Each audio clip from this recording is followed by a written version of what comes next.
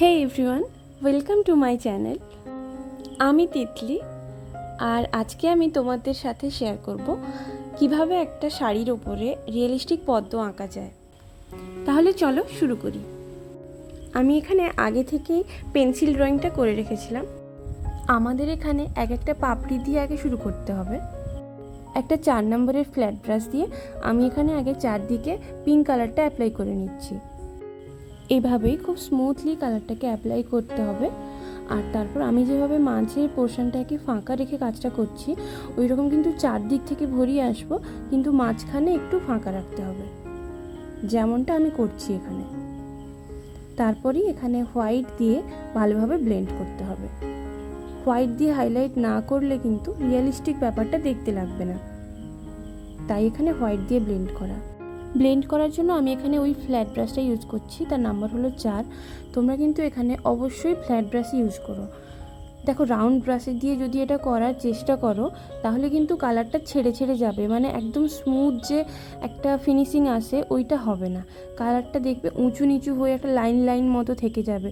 যেহেতু একটা বড় এরিয়াতে পেন্ট করা হচ্ছে, তাই এখানে অবশ্যই কিন্তু ফ্ল্যাট ব্রাশই ইউজ করতে হবে, আর যে কোনো কোম্পানিরই নিতে পারো।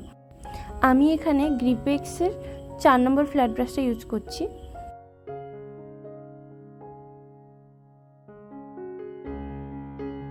এভাবে এক একটা পাপড়িতে আমি কালার করে নিচ্ছি। কালার করার সময় একটু খেয়াল রাখবে যেন কালারটা একদম স্মুথভাবে বসে। কি হয়, কাগজের ওপর আঁকা আর কাপড়ের ওপর আঁকার মধ্যে কিন্তু একটু পার্থক্য আছে, তাই সব সময়ের জন্য খেয়াল রাখতে হবে যেন খুব বেশি রং আমরা অ্যাপ্লাই না করে ফেলি। খুব বেশি রং যখন দিয়ে দেব তো কাপড়টা কিন্তু খুব হার্ড হয়ে যাবে, ওইটা যেন না হয়।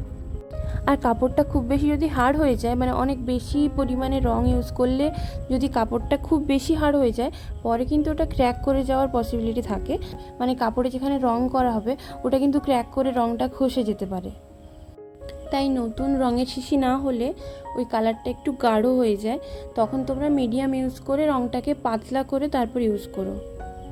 আমি যদিও খুব একটা মিডিয়াম ইউজ করি না, এমনি কালার দিয়েই আমার হয়ে যায়।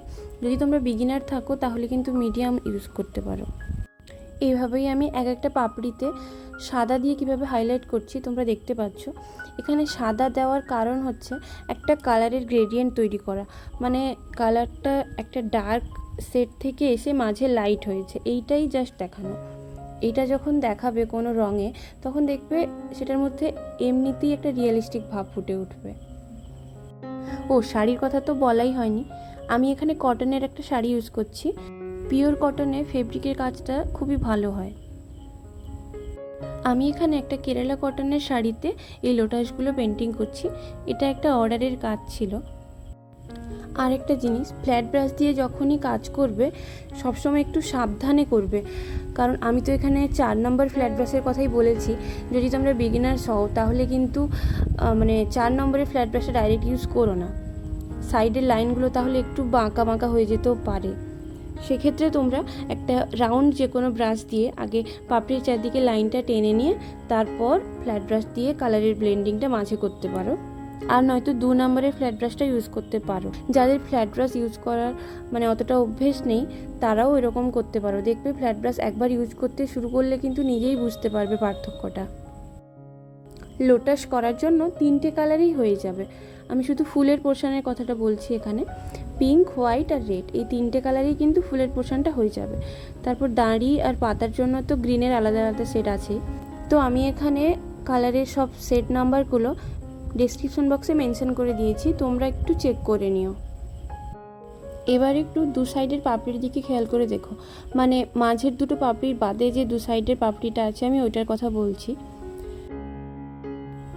পদ্মের পাপড়িগুলো যখন খুলে পড়ে এক একটা থেকে, ওই খোলা অবস্থায় যে পাপড়ির কালারটা যেমন হয়, আমি সেই এফেক্টটা দেওয়ার জন্যই এখানে এভাবে কালারটা ইউজ করছি। এখানে ওপরের পোর্শনটাতে আমি পুরোই হোয়াইট দিয়ে হাইলাইট করব, কিন্তু নিচেরটাতে শুধুই পিঙ্ক দেব। এখানে কিন্তু কোনো হোয়াইট আর দিচ্ছি না। এবার দেখো কালারের গ্রেডিয়েন্টটা কত সুন্দরভাবে এসছে। পদ্ম ফুলে এই কালার মিক্সিংটাই হচ্ছে মেন।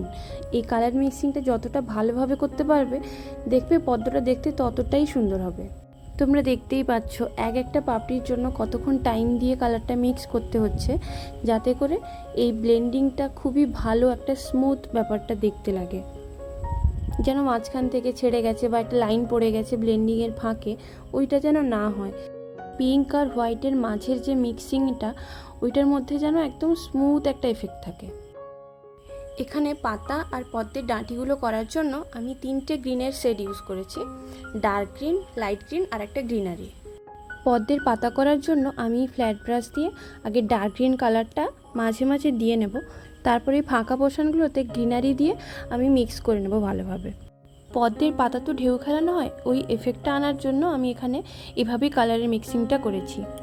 আঁচলে ওই পদ্মের বড় পাতাগুলোর একটা ভিডিও আমার কাছে ছিল, কিন্তু কখন জানি ডিলিট হয়ে গেছে, আর তাই এই টাইম ল্যাপসের এই ভিডিওটা ইনস্টাগ্রাম থেকে আমি ডাউনলোড করে আবার এখানে এডিট করলাম। পরে পদ্ম পাতার একটা ডিটেলড ভিডিও আমি দিয়ে দেবো। সব শেষে রেড কালার দিয়ে আমি পাপড়ির চারদিকে বর্ডারগুলো দিয়ে দেবো।